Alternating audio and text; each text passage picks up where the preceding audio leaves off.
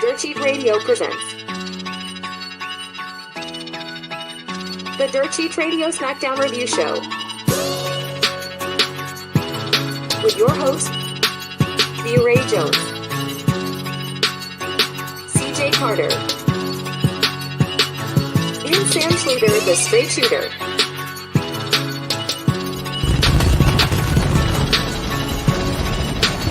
Get ready for the Dirt Sheet Radio Smackdown Review Show. Starting now. Hey, Dirt Sheet Radio Nation, it's your boy, Sam Schluter, the Straight Shooter. Woo! Let's get to it with my host, B-Ray Jones. She's joining us this week, back in effect, and of course, CJ Carter. Hey, how y'all doing this week? Good. I'm doing pretty good. All right, let's kick it off. Man, the battle for Randy Orton. That's what we're finishing off the show on, and I just loved it. We talked about a little bit about it before we went live, but is he going to pick Raw? Is he going to pick SmackDown? I don't know. What do you say, B-Ray? You got a couple of minutes. Kick us off. Ladies first. All right. So, of course, Randy being back, we had to know, like, is he going to choose Raw? Is he going to choose SmackDown? In my mind, I already knew once he came back, I said SmackDown needs Randy. They need more depth. They need more star power, especially with Roman doing this and that, not being there the whole time. So I'm like, yeah, choose SmackDown. No other way around it. Yeah, absolutely. I mean, Randy coming back to avenge the loss of that 18 months of his career, it makes sense. And even for him to, like, yeah, it felt very telegraphed that he was going to wind up on SmackDown. But it is the best way forward for Randy Orton. Another thing that I was glad to see in that segment was the clearest sign that LA Knight is going to be staying in the main event scene. When they announced the U.S. title tournament, I was afraid that he was going to wind up getting thrown in there and fed to Logan Paul. Yeah. I'm glad that's not happening. I'm happy that happened too. But before that even happened, what was very interesting, very right off the bat, here we got Nick Aldis and we got Adam Pearce. They're going at it backstage throughout the show, right? And then they offer Randy, I'll offer you a shot at the World Heavyweight Championship. And then here comes Nick. Well, I'll give you the bloodline. And man, that made, I was like, oh, like that for a split second, that gives the audience like, hey, is he actually going to go for Seth and Raw? And then, you know, of course, we seen what happened. He picks SmackDown. But Paul comes out, Jimmy comes out, Paul's telling them, hey, pick Raw is safer for you. And then Randy's like, Daddy's home. What do you thought about that, B-Ray? What was that? Daddy's home. Yeah, like going back to what CJ said, it's just fitting, like especially with the bloodline literally being the reason he was gone for a year and a half. Like it's pretty much the best revenge 180 story. Like, do I expect Randy to come out victorious? I don't know, probably not, but it's a perfect revenge story. Like, is Randy somebody who was about to get ready to consider retirement? He back. Yeah, we about to air it out. Like, let all the choppers fly. I'm down for it. I love it. It's perfect. Oh, absolutely. It's perfect long-term storytelling to me. I think for sure. I think Randy's good for like at least 2 more title runs. Oh yeah. At least. Well, you hope so, but I mean, with the condition that his back is in, I think it's kind of along the same lines as the Edge or Daniel Bryan when they had to retire due to injuries. I think Randy Orton's walking a very fine line, and I mean, I am not gonna be the one to sit here and tell him to retire. Right. He's a grown ass man. He's been doing this for 20 plus years. You know, it's not on me to tell him when to hang it up. But if there are medical professionals telling him that he should take it under serious consideration, I don't think that's something that he should be shrugging off. If he is very seriously taking it under consideration, but kind of taking it one step at a time, I think this is the point where we just relish in the fact that we do still have Randy Orton, and not even to put any expectation on that either. Like if he wants to prove that he still has more in him, wonderful, great. If he's trying to prove that this is 2007 Randy but better, pump the brakes, because you're just coming back from a major back surgery. Don't push yourself too hard to try and prove anything. You have nothing to prove to anybody as far as I'm concerned. Now, but his return, his return, it was limited. It was like the last 5 minutes of the War Games. So, you know, they're probably protecting as what he could do. We seen him hit an RKO tonight on Nick Aldis. So, you know, it seems like all thumbs are up. Yeah, I mean, because if you go back to War Games real quick, he didn't look like, you know, nervous or not confident in his moveset. He seemed pretty confident. So I'm pretty sure he'll be protected throughout this whole ordeal. So it's very interesting to see like how hard they will push him, or how hard he'll allow himself to go as far as a, you know, a heavy hitting, like, you know, type of impact match. But I'm interested. I mean, I feel for sure. Let's get back to, because everybody was saying, where's LA Knight? And that's what everybody was saying. People were crying all week. LA Knight wasn't on Survivor Series. He's the hottest thing out. And question mark. Well, and I did make those comments last week when they had LA Knight and Kevin Owens teaming up on a random episode of SmackDown instead, like the go home show for one of the big 5 pay-per-views, which I still consider Survivor Series one of the original big 4, and I think it's still yeah, like it's an important pay-per-view. Not having LA Knight on there, in retrospect, didn't hurt the end result. Right. But that it still feels wrong that he wasn't there. So I'm glad that they're making up for it and putting him in that main event scene again. I like it. I like it. What do you think, B-Ray? Yeah, I was nervous. So with Randy coming back, and then of course with Punk surprisingly coming back, I said, okay, so what happens with LA Knight? Like, do we push him to the back or what? Because I don't want his hype to die down. Because me personally, I still have him winning the Rumble, and I don't want him to lose his momentum. Because two of the biggest stars, one in WWE, and then of course CM Punk. Like, you have two major stars coming back, and I don't want his star to dim. So I'm like, okay, they gotta try to figure out how to keep LA relevant and keep his push on the top to get to the Rumble. Like I said, he's still my early pick for the Rumble.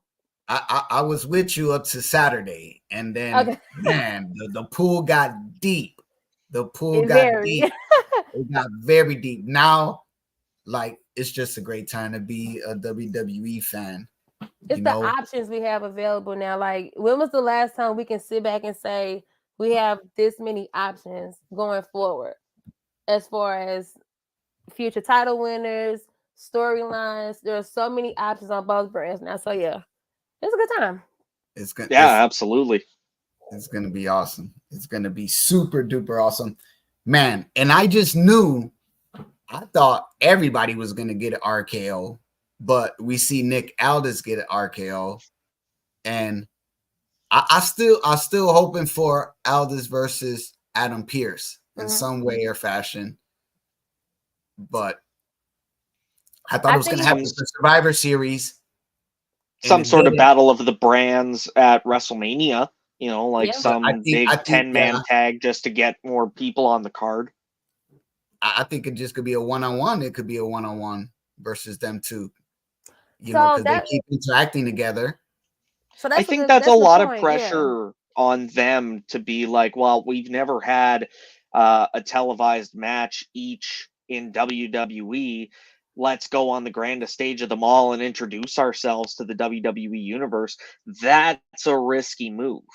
And now seeing Nick Aldis and Adam Pearce on the same show, if that was something heading into the Royal Rumble, that takes a lot of that pressure off, because then you still have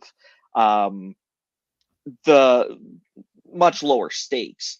But yeah, I would love to see one or both of them in the ring eventually. Now, this also helps, I think having LA Knight, going back to LA Knight coming out, this also helps Randy. Or they're going to be teaming up. We're going to see, a tag team, Randy and LA Knight versus the Bloodline somewhere along the line, I think. I don't know how long they're going to play on that, but that's going to be something good to look forward to. So I think that's going to be awesome, and the way they ended off the show, I think it was just a great way to end it off the show. But the way they started off the show, I think that was a good way to start off the show. Bianca Belair, she comes out, Io Sky and Damage Control come out, then Shotzi and Flair come out, and they're keeping that going along. But then we seen the match, and we seen Bayley's getting excluded. I mean, did we all pretty much figured whenever Kyrie got into the mix that it was pretty much a done deal for Bayley. So I'm very interested in seeing how this storyline will progress.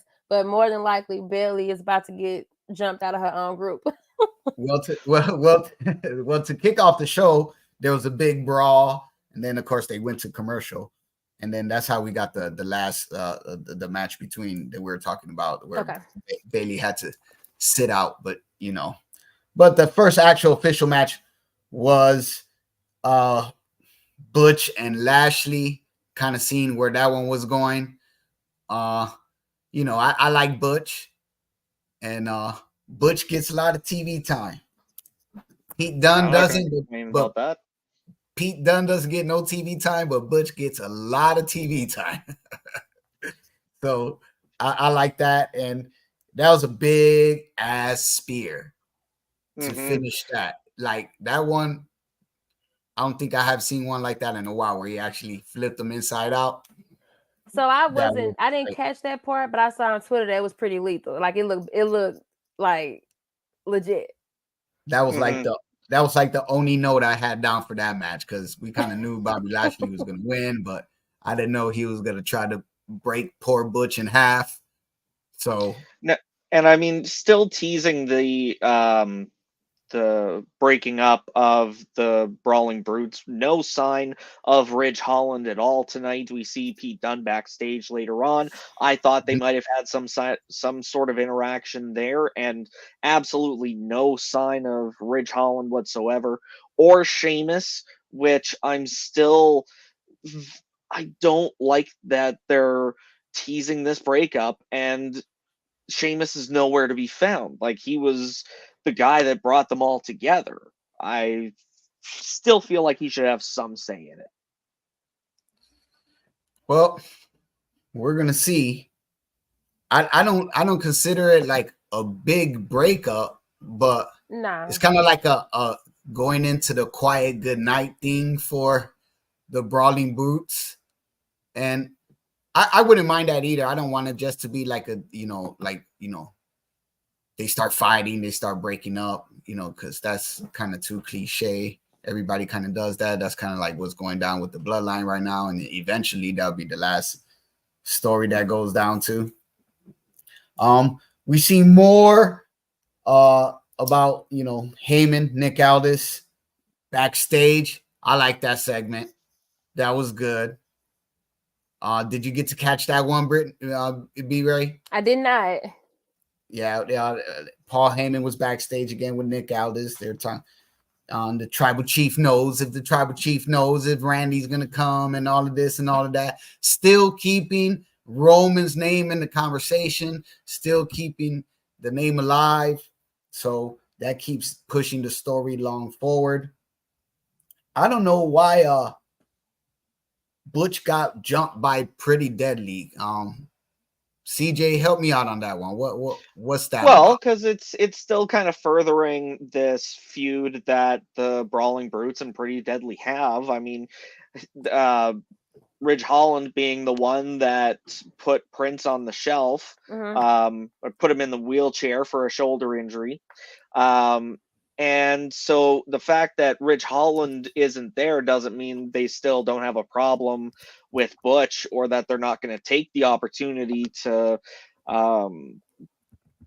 attack when it's 2-on-1. So it does make sense that they're still keeping that feud alive, but it doesn't make sense why they're still teasing a split at the same time. And ain't nobody gonna come out to help poor Butch, huh?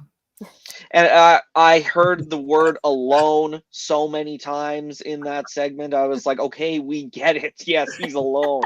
He's starting to genuinely feel bad for Pete Dunne, not just Butch. Like, let's move on here. It's getting weird.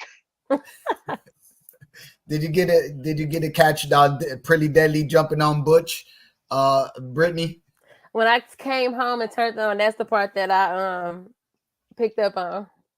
Yeah, and you're like, what's going on? I was confused. I was like, oh, we still doing this? Okay.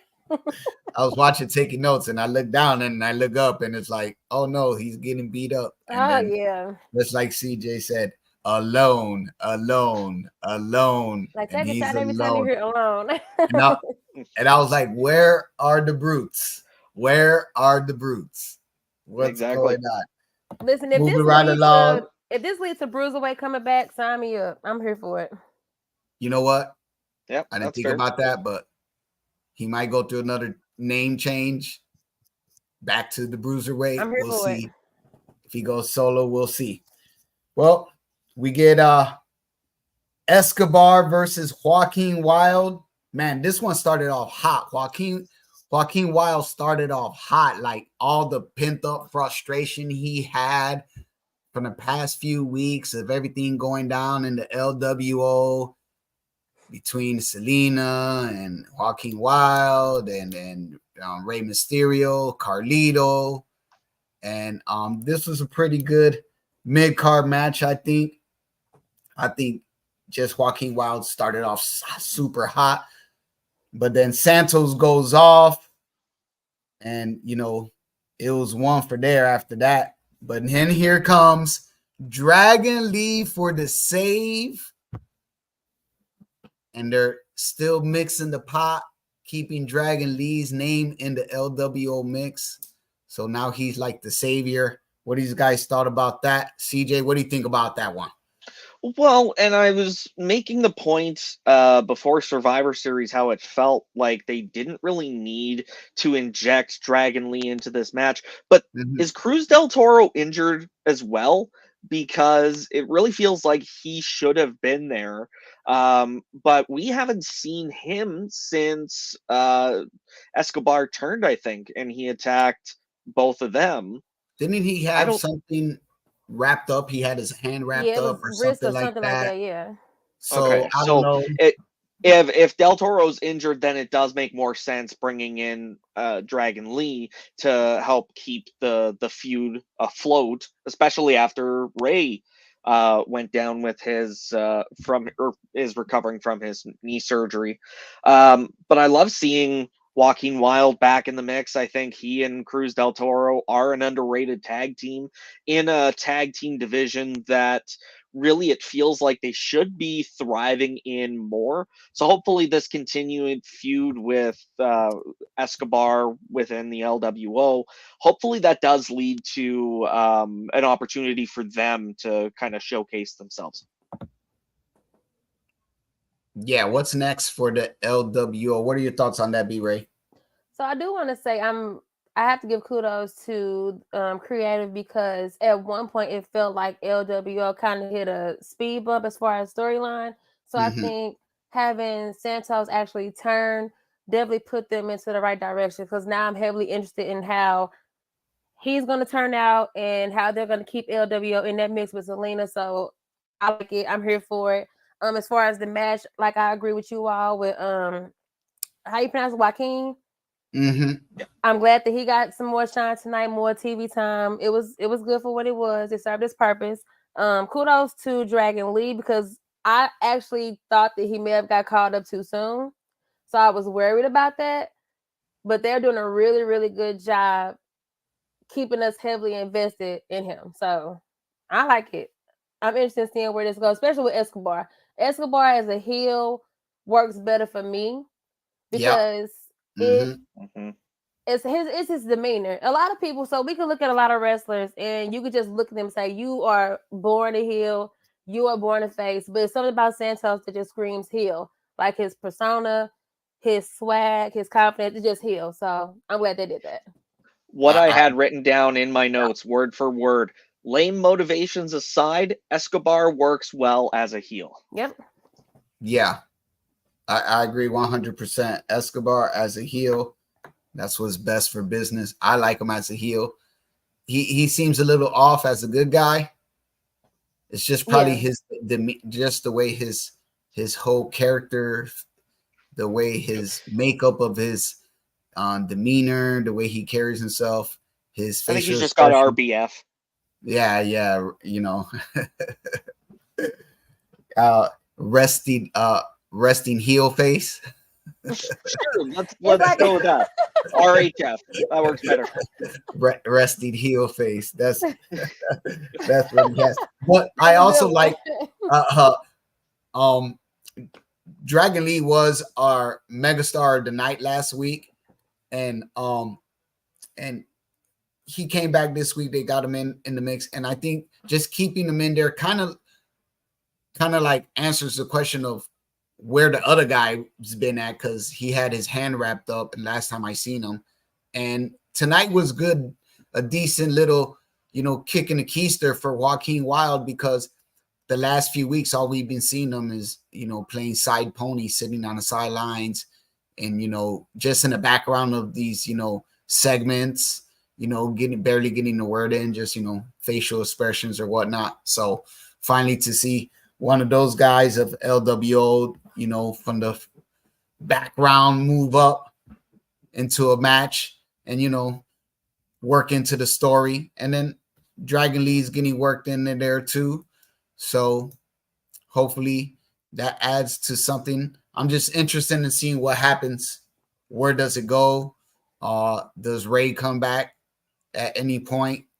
And how does Zelina Vega's final position in LWO play out? That's a good Like, question.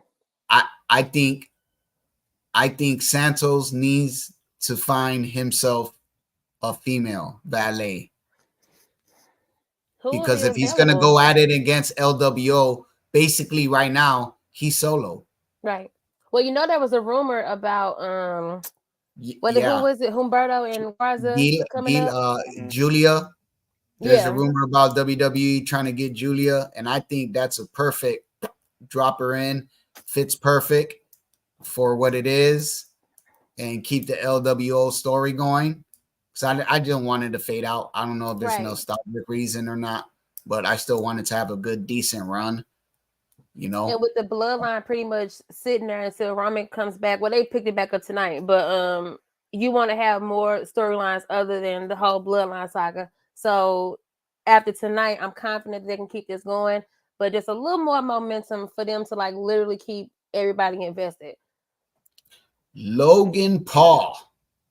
Logan Paul. After that, we had a commercial break. We seen Adam Pearce again with Aldis. They're jockeying for Andy Orton. Come back from commercial break. Logan Paul. He started off with "Where are you now?" Everybody's gonna call that the "Where are you now" promo, where he's talking about all his haters and his naysayers and everybody that was talking that crap. Where are you now? What are you guys' thoughts on LP? I'm glad to see that he's taking this more seriously. Mm-hmm. You know, like it still feels weird hearing new United States champion for realizing like this is the first time Logan Paul has shown up since he won it a month ago. You know, it feels like they're still treating him as a part-timer, but it at the same time, now that he's gone on the record to say he's done with boxing, I think this is his opportunity to show that he's serious about investing more time in being a WWE superstar. So hopefully with this, especially with this US title tournament, I mentioned earlier, I was really scared for LA Knight. I was glad to see that they kept him out of it. And I'm glad that they're using this tournament to develop more feuds at the same time. You know, like the fact that they've got Kevin Owens, Austin Theory, Grayson Waller in the mix, feuding themselves, and then you get Dragon Lee and Escobar in the tournament as well. And then out of nowhere, we get Karrion Kross back. Yes, Which, yes. Like, I'm waiting. I'm waiting for you to say Karrion Kross, because where are you now? That was perfect to start off by yelling, "Where are you now?" Because that question directly points to Karrion Kross. Where have you been? And now all of a sudden we get Karrion Kross in eight-man tournament. I'm sorry I had to cut you off. I was just waiting for you to drop. No, and that's fine. I was like, all right, I see him teeing it up. Let's just get it over with. But Bobby Lashley as well. In this tournament, Bobby Lashley's entrance feels weird to me because it feels like his focus should be more on developing the Street Profits. Like he clearly wasn't thrilled with them at last week's show. So why are they now putting him in a moment or in a position to shine on his own? I don't want them to lose interest in the Street Profits, and this shot in the arm with Bobby Lashley feels like, okay, we're going to change tack and see how you stand. So I hope this isn't an opportunity for the Street Profits to be set up to fail if they lose Bobby Lashley for whatever reason.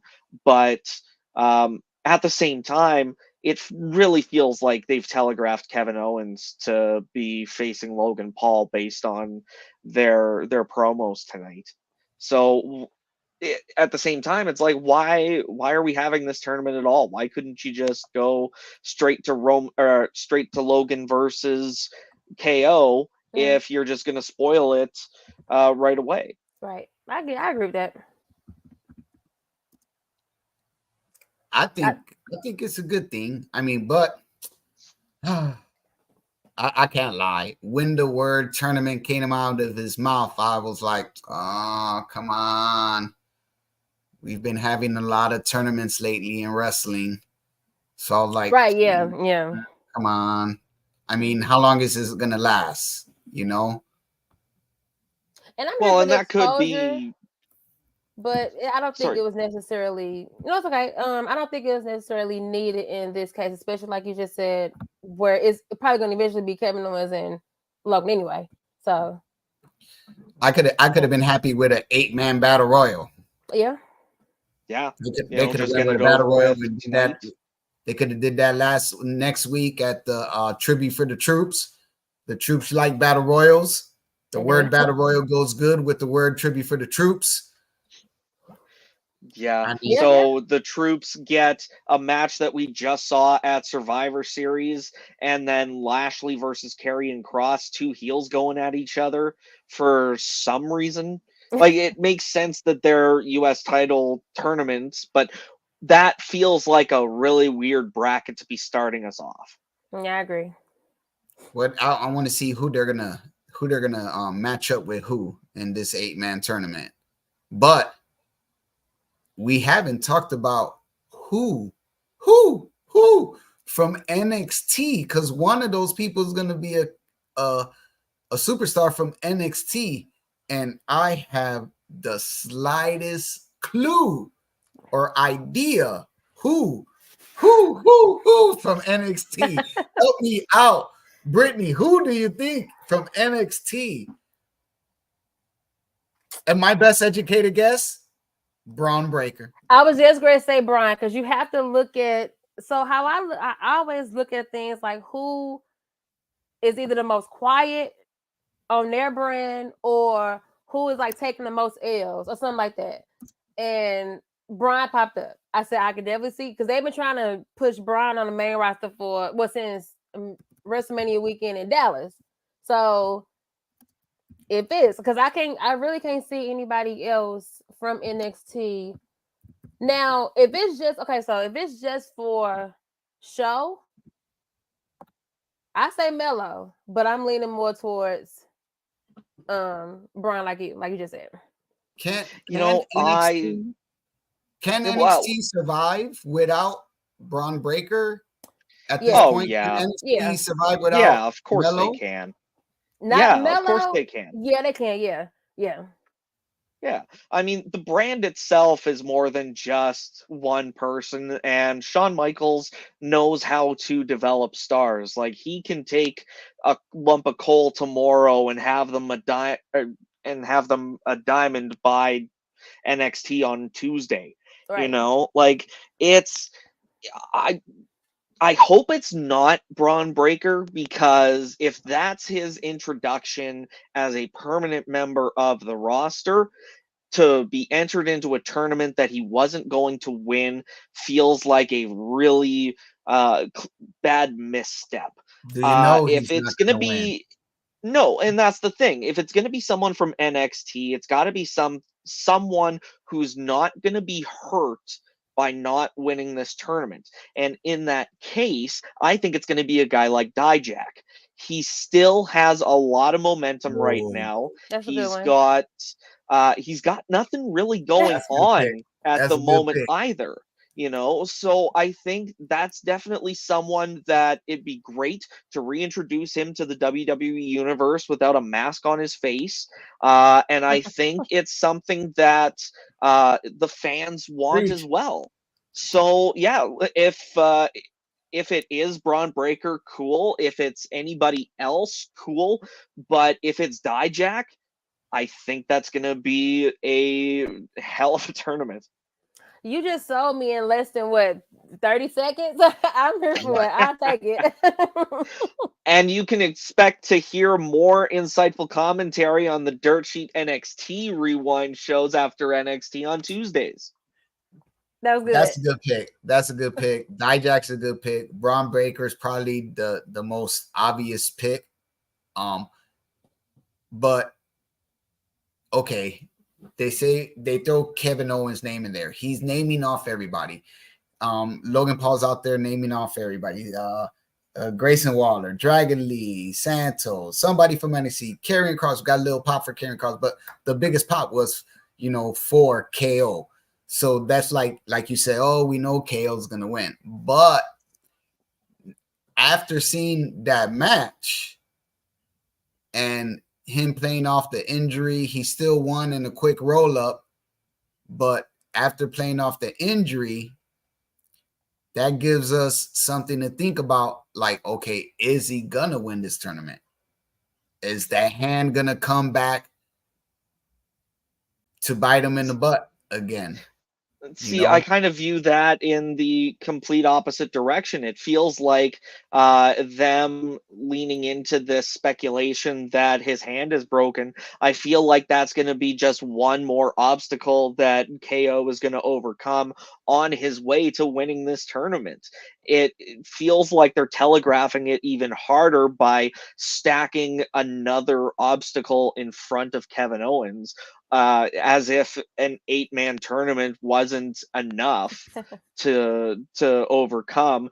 Now, yeah, there's going to be speculation if he's got the broken hand. And I love the parallel with Logan Paul on commentary mentioning that he's got that titanium plate in his right hand. Right. Is Kevin Owens going to have to come back stronger in order to really go shot for shot with Logan Paul? Is that the story that they're setting up? We'll have to wait and see how this tournament plays out, but that's what it's looking like to me right now. I like it. Yeah. Then, you know what? Like we just got into it. KO versus Waller. The hand. KO wins by roll up.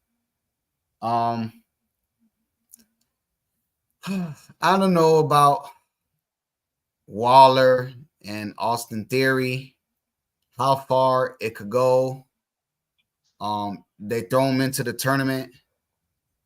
They got KO in there. They hurt KO's hand.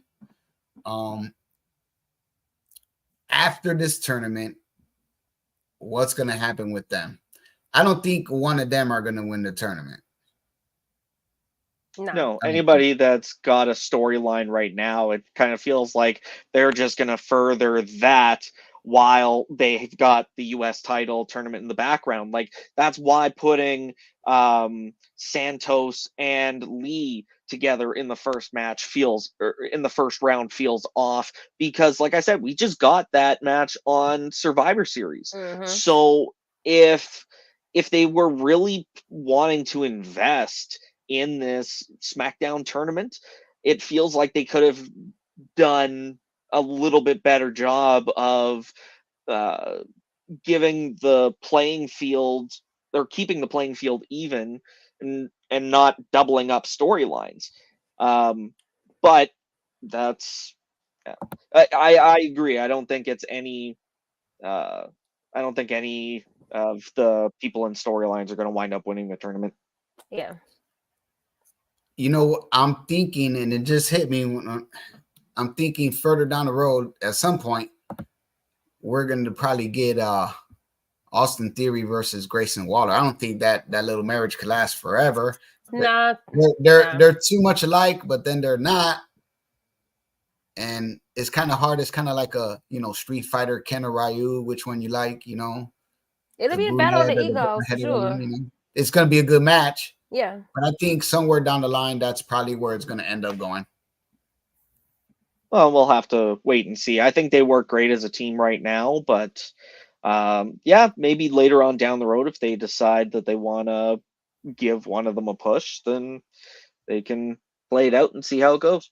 And you know how history tells us any put together team always end up in some type of turn. So maybe somebody get tired of somebody's ego, or just two big egos or alpha males in the same room. It don't work all the time. So more than likely, it never was coming in. But for now, those two personalities, the reason why it works because they are alike. So I do like it for now. But of course, you already know, eventually somebody go turn. Of course, I'm leaning towards Grayson because that's how he is, So Yeah, You're no, leaning that's totally toward fair.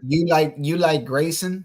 I like Grayson because I'm a huge fan of people who can ruffle feathers. I'm a huge fan of people who could just say like one word or one line and just tick everybody off. And Grayson is really, really good at getting people to go against him or just getting people to hate him. And he loves it. He loves when people hate him. So it's perfect for him to do the turn. And I guess it's something refreshing for Austin because he does need some type of, at one point he's gonna need some type of, rejuvenation or some type of,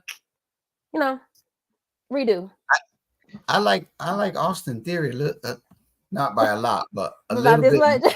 much. Yeah. I think Austin Theory's a more cleaner athlete, if I that agree. makes any sense. Yeah. Or more polished, a little bit more Yeah. polished. I mean, Yeah. he's already had a program with Cena. Mm-hmm. He was in the ring with McMahon himself. If anything, Grayson Waller's just probably there to help him, and then hopefully get a little shine off of that. We'll see.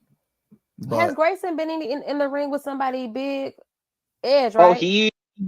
Edge. Okay. On the start of his sort of retirement tour. Right. Like I like Grayson Waller a lot, and B-Ray, the point that you made earlier about him knowing just how to piss people off. Like first thing that I thought of was that Swifty interaction from Right. last month that had like I can't imagine how many Swifties decided to start hate watching some of Grayson Waller's matches just to see if he gets his ass kicked. Like that's the kind of eyeballs that the WWE can use, and if they're getting that out of Grayson Waller, then that's only setting him up for bigger things down the road. Yeah. I still love that segment of him and KO and Theory, KO lining up that two-person yeah. one punch. Like that was really entertaining. I'm a huge Kevin Owens fan, but that really Austin Theory in particular, I had a harder time really getting on board with. I've been a Grayson Waller fan since he took out Johnny Gargano in NXT. Like he's got it. Like he's got that star making factor, and if he plays his cards right, if he keeps doing the right stuff, and more importantly, if he does what he's doing right now, I think he's going to really go far. Yeah, we could see. That's all we can do. We're just consumers who sitting back and watching the man novellas, as I say, the soap opera for men. That's what I tell my people. They're like, "Why you like watching wrestling?" I'm like, "Come on, man. It's wrestling's life. You got action, you got drama, you got people backstabbing people and people sleeping with other people, and it's just a soap opera for men, and women like watching it too." So. All right. So much good stuff. Yes. And I was hoping that this man would show up, but he showed up in a little promo. CM Punk next week for Tribute for the Troops. Now, we talked about this before we went live. And a couple of weeks ago, he's like, "Oh, I don't really like watching Tribute for the Troops." I'm like, "Oh, I'm a veteran, so I like watching Tribute for the Troops, just to see, why? Because I wasn't lucky when I was serving in the Navy.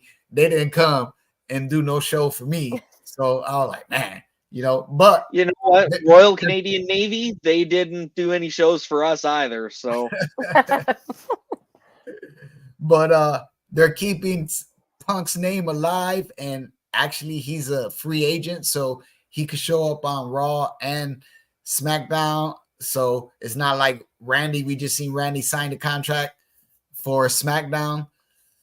I like it. I do too. Punk's back, and he's going to be going back and forth, and the troops are going to go insane for that.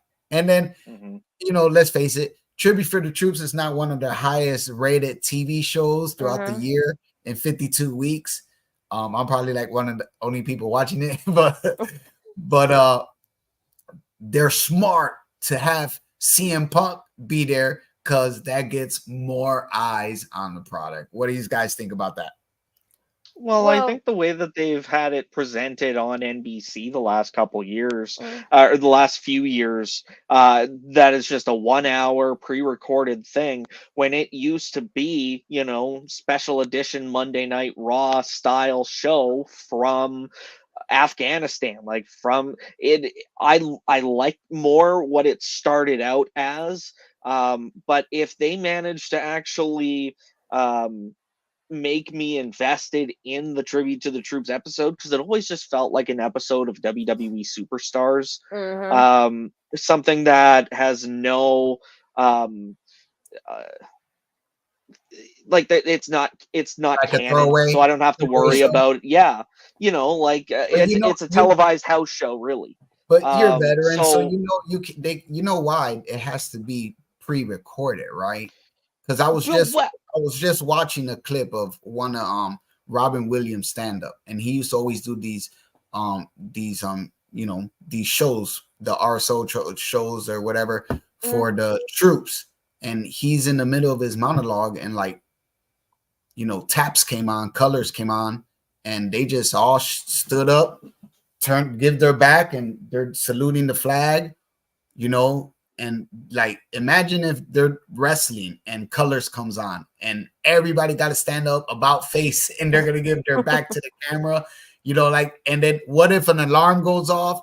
They gotta go. So you know what I'm saying? So this is the reason why these things are pre-taped. I did You not know what I know mean? Nobody that. ever gave the that some thought. pre-tape the pre-tape is not the thing that I'm most concerned about. It was the declining quality and the declining presentation of importance that the Tribute to the Troops shows have gotten over the years. Like, it was always a big deal to do the Tribute to the Troops episodes, and then over the last I'd say definitely 3-4 years, when they've just been the 1 hour shows that get taped on the back end of a Raw or a SmackDown, and like just thrown on a random Saturday night on NBC. That's the part that bothered me the most about the Tribute to the Troop shows. That's what I thought we were in for when we were talking about it last week. But if they're doing a Tribute to the Troops branded episode of SmackDown, I'm all for that. I think that it's something that they can still tell the stories and make what they're doing actually important to the WWE, while still paying tribute to the troops. No pun So you intended. miss that old feeling with Tribute to the Hmm. Troops. Okay, I Yeah, got it.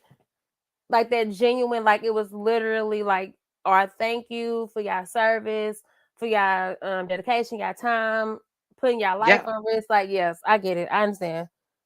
I yeah. understand. Like, throwing on a musical performance in the middle of a wrestling show Yeah, doesn't do anything for the troops. It just bumps your ratings. right. Like, that's the aspect of it that I don't like. So as long as they avoid that, I'm all for it.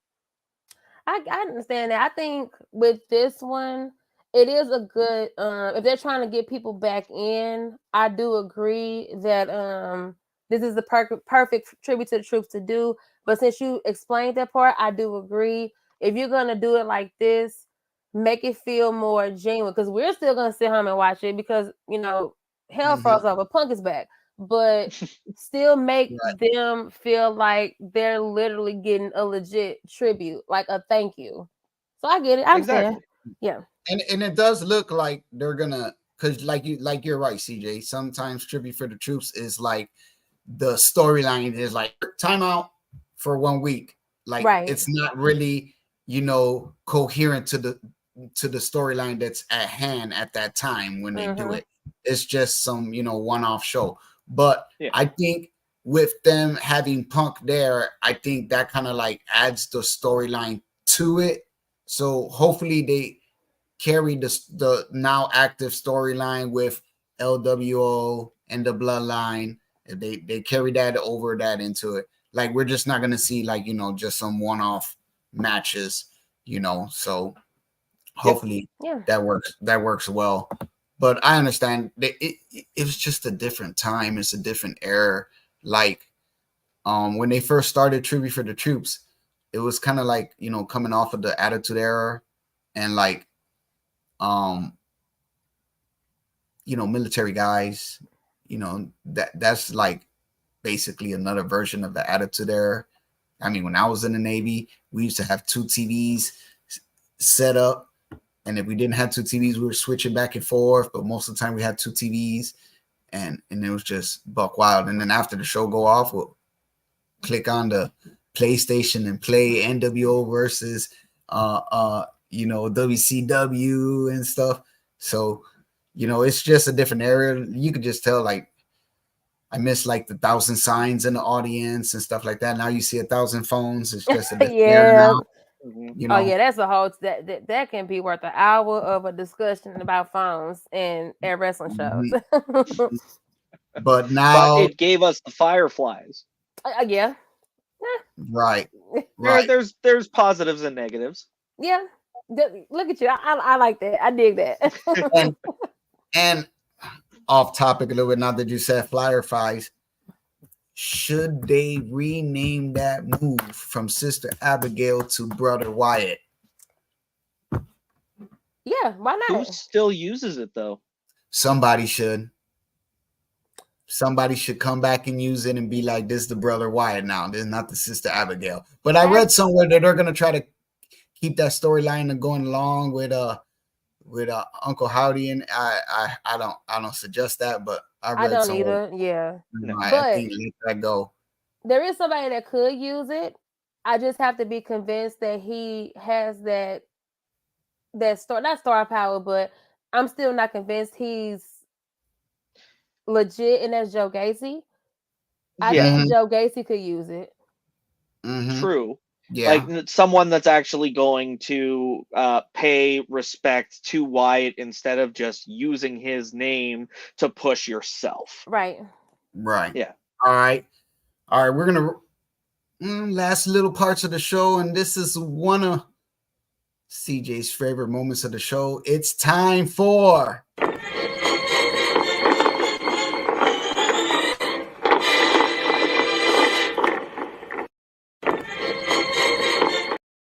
Jobber of the Night. Favorite might be an overstatement, but it's definitely up there. The cheesier, the better. That's true. Jobber of the Night. B-Ray, who's your Jobber of the Night? And explain why. I'm going to say Butch, only because I don't know where this is going. Like, if this does turn into him becoming a bruiserweight, fine. But if it's not gonna turn into that, then I pretty much probably waste my time. Like, the WWE has a really, really bad, like, throwing something at us where it's so confusing. We have to literally sit through episode to episode of just confusion until it makes sense. So I wholeheartedly agree. See, so yeah, and Butch is that one. So I always say, okay, he's the target. Just like with LA Knight. I'm like, okay, so what's the end game? He's the target. It was LA Knight. Now we see where LA Knight is. Now it's Butch. So where are we going with this? Just tell us where we're going. So yeah, it's Butch. Yeah. I don't know where we're going. I wholeheartely agree. Like, Butch is kind of lost right now. Like, and they're hitting us over the head with he's alone. Like, yes, he's definitely my pick for Jobber of the Night too. But I like your optimism, B-Ray. I think there's a lot that they can do with it. But that's the thing with long-term booking. Like, I still I like the increase in long-term booking. I think it really adds quality to a lot of what they're doing. But the drawback is we don't get those answers right away. And it's like you're chomping at the bit, not because you're necessarily excited about where it's going, but you just want it to make sense. Right. And they don't always tell you that part up front. So yeah, I think it's just going to be one of those, we gotta wait and see. But Like you watching like if this the whole if it time, like doesn't do anything for Pete Dunne in the long run, then why do it at all? right.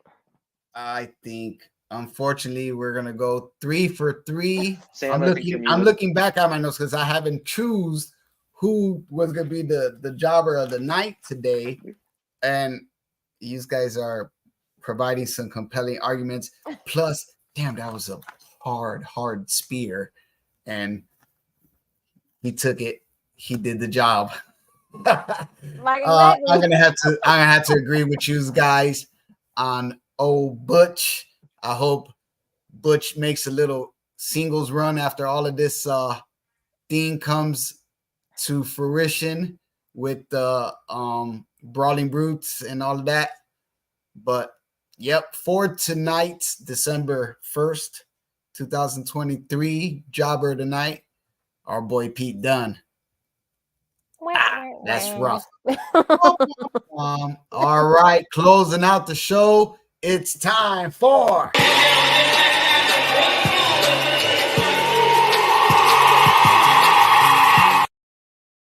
schedule for one fall megastar of the night.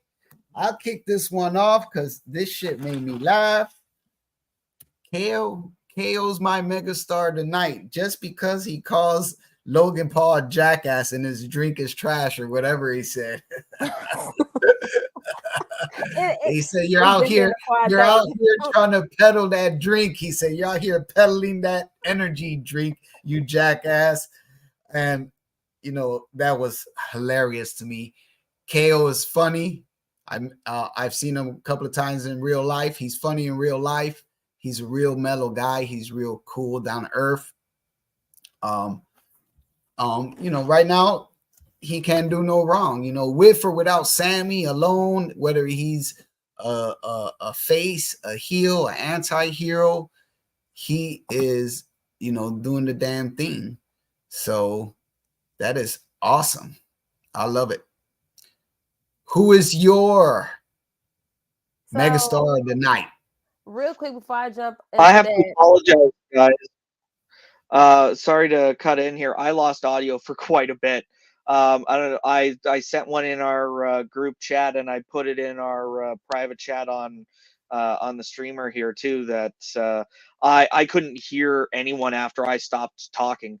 Okay, that's fine. You're good back now. You're good now. I don't know if you guys were trying to get my attention at all at some point over the last couple of minutes. We were talking megastar tonight. Yeah. Okay. I picked KO and B-Ray was explaining who she picked. And before I give my pick, I want to pick up what you said about KO and him just being fun. He just mentioned on Twitter during the interview that he wants to go to work. He wants work to be fun. So they asked him about Punk. Right. So that part aside, he enjoys what he's doing now. So as long as he's still having fun and enjoying the storylines, perfect. That's what I love about Kevin Owens. It could be the smallest thing and he turned into gold. But of course, I'm gonna do Randy. And the only reason I'm choosing Randy is because I still am shocked that he's back. Only because when you have a back surgery to that type of magnitude, it's curtain call. It's pretty much that's it. And the fact that he's back, he looks better than he has pretty much his whole career, if I'm not mistaken. And he just looks rejuvenated. He looks happy. He looks overjoyed. I'm gonna have to give it to him, especially when he signed the contract. I say yeah. I love it. So yeah, I'm giving it for Randy. I thought for a split second he was gonna sign SmackDown and then sign Raw. That would have been so dope. I thought everybody was gonna get RKO, Paul Heyman, Nick Aldis, Adam Pearce. Then I just thought he was gonna sign everything. I just wanted to do everything to everybody at the same time. Randy played by his own rules, so it would have worked perfectly. Right. That's right. Yeah, that's exactly. Right. CJ, who's your megastar of the night? And that's what we're closing out the show with. I mean, it's got to be Randy Orton. I mean, you can't string along throughout the whole show this narrative of Randy's first time on SmackDown in a year and a half. It's a big deal. Which brand is he going to pick? Like, you can't get that kind of anticipation and demand without being a megastar. So they really did the work to put Randy Orton at the top of the card. It's got to be Randy Orton for megastar. Yeah. All right. 2 for RKO, 1 for KO. It is what it is. Everybody has their opinion. I just like the way he called out Logan Paul. Well, Fair. Another great show. Thanks for tuning in. Everybody that tuned in, everybody that made comments, everybody that liked, subscribed, and shared, and put the little hearts and the little thumbs. CJ Carter, if they want to find you during the week, how they find you?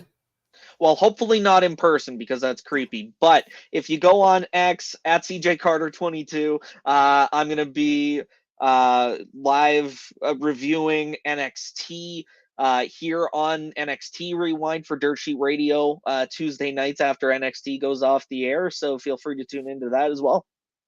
And any handles, how they want to get in contact with you? Yeah, just the Twitter at CJ Carter 22 or X, I guess, if you're technical. B. Ray Jones. If you got your fans, they want to contact you, how they do it, how they find you during the week, because they're going to find you here every Friday with us. Okay, so if you want to follow me on Facebook, it's my full name, Brittany, BRITTNEE, Raynita Jones. On Instagram, it's B Ray Jones, BEERAYJONES. If you want to follow me on Twitter, Malcolm X is what I like to call it. You can find me at B Ray Jones as well, BEERAYJONES.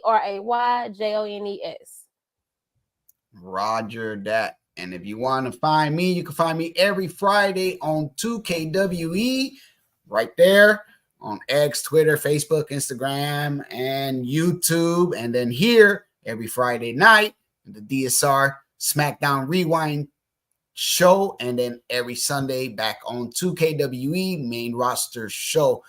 And for the Dirt Sheet Radio Nation, I'm Sam Schluter, the straight shooter. CJ Carter, B. Ray Jones. We'll see you next week for Tribute for the Troops. So long.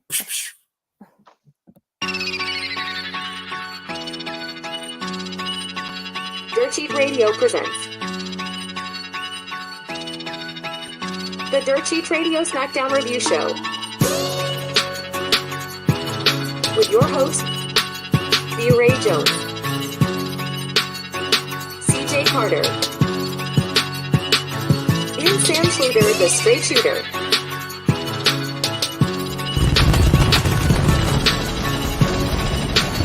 Get ready for the Dirt Sheet Radio Smackdown Review Show.